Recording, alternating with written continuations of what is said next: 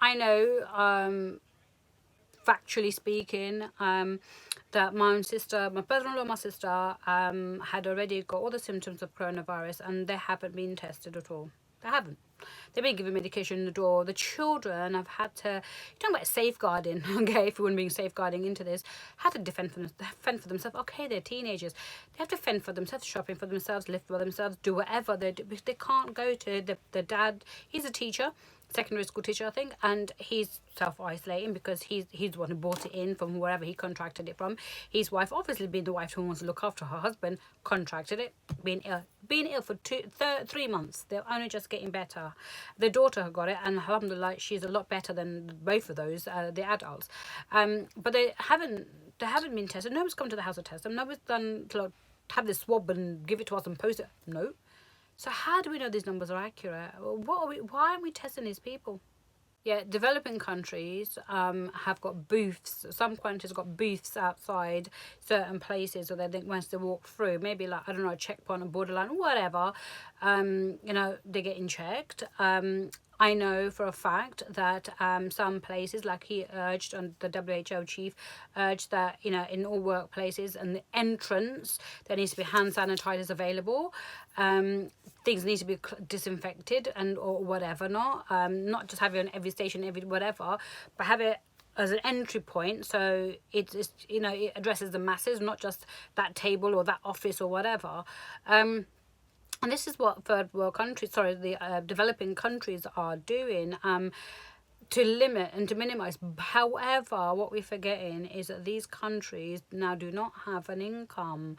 They don't have a benefit system. They are now at the brink of starvation, and I'm saying that to you as a fact. The fact is, if we do not address our government, and people are not pleading and making this big on social media, although I put it on YouTube, maybe I should put it on Facebook, I don't know. Do not make it viral, or just don't do anything. These people are, it's going to be a humanitarian crisis, let's put it that way. Forget corona. People are dying. And today when I got calls in the morning from certain people, these guys were obviously, rushed. The people just come to them. They now know where some of them live. One of the guys live at the house. Can I have money? I know you're giving that money. I know that. Do you know, desperate people who've never begged in their life or are begging.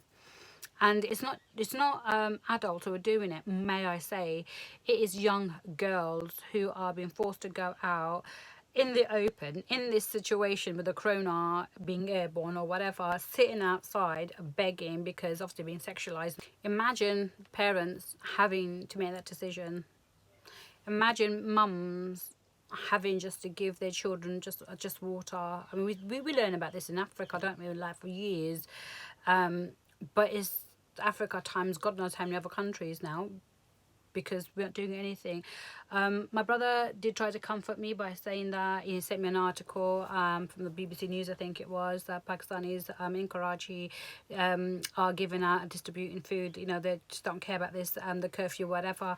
They're feeding, they're poor, they are feeding their neighbours, they're feeding those who need it, the needy. And Alhamdulillah Rabbil Alameen, that is like music to my ears. That is a pocket of people. Karachi, near Karachi is very affluent, so alhamdulillah, it's so nice to see that. But we're talking about other places as well, who is out there helping them. And we're not just talking about Pakistan, we're talking about globally countries who don't have this system. So I'm going to end this with a plea, to be quite honest. I'm going to end it with a plea to say, please, please, please. We talk about when in the UK, we're talking about when we're in America, who are developed countries.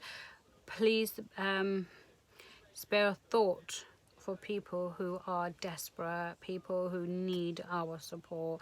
If you've got family who live in Bangladesh, India, Africa, whatever, this is the time for you now to give. This is the time to give. This is the time.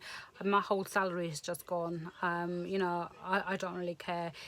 If I could save someone's life, I will. If I can put food in a crying child's mouth, I will.